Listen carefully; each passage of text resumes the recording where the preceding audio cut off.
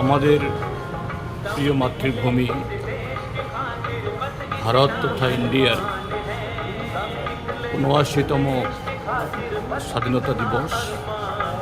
এই দিবস উপলক্ষে আজ আমরা আমাদের পার্টি রাজ্য দপ্তরে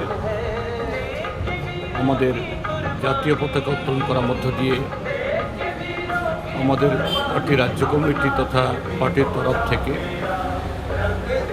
আমাদের জাতীয় পতাকাকে শুধু সম্মান জানান না, তার মধ্য দিয়ে আমাদের এই প্রিয় স্বাধীনতা অর্জনে যে অজস্র আমাদের পূর্বপুরুষরা যারা শহীদ হয়েছেন, আত্মত্যাগ করেছেন, তাদের আমরা স্মরণ করছি।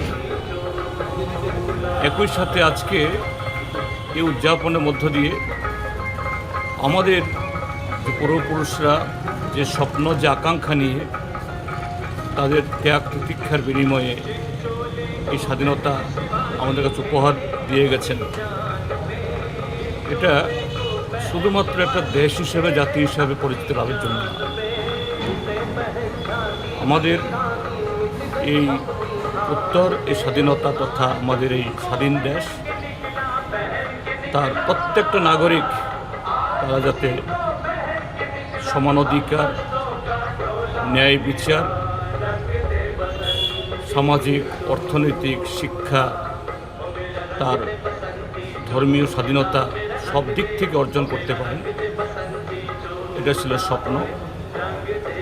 প্রায় ৮ দশক হতে যাচ্ছে আমাদের স্বাধীনতা লাভ, কিন্তু আমরা সে লক্ষ্য পূরণে এখনও অনেক পেছনে রয়ে গেছি। তার জন্য আগামী দিনও আমাদের আরও অনেক লড়াই সেখানে করতে হবে। সেদিক থেকে ভারতের কমিউনিস্ট পার্টি মার্ক্সবাদী, এটা আমাদের অঙ্গীকার। 1950 সালে আমাদের যে সংবিধান তৈরি হয়েছে, সেই সংবিধানের মুখবন্ধে তার প্রিয়াম্বলে প্রতিটি ছত্রে লেখা হয়েছে we the people of India.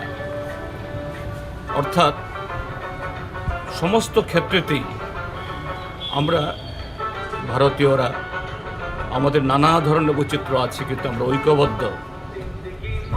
সেদিক থেকে কোনো ধরনের বৈষম্য, বিভাজন, আমরা তার বিরোধী। কিন্তু আজকে আমরা যখন ৭৯তম আমাদের স্বাধীনতা দিবস উদযাপন আমরা করতে যাচ্ছি, সেই সময়তে আমাদের স্বাধীনতার এই আকাঙ্ক্ষাগুলো, আইডিয়া অফ যে ইন্ডিয়া আমাদের সংবিধানে যা লিখিত হয়েছে, যা প্রকাশ হয়েছে, তা আজকে নানাভাবে তার বিরুদ্ধে আজকে হুমকি আসছে। সেই হুমকি মোকাবেলায় আমরা আমাদের দেশকে আরও ঐক্যবদ্ধভাবে এগিয়ে নিয়ে যাওয়ার জন্য ভারতের কমিউনিস্ট পার্টি মার্ক্সবাদী গোটা দেশের, গোটা জাতির সাথে ঐক্যবদ্ধ হয়ে আমরা লড়াই করব। এটাই আমাদের অঙ্গীকার। এই অঙ্গীকার রেখে আমরা আবারও আমাদের জাতীয় পতাকাকে সম্মান জানাচ্ছি।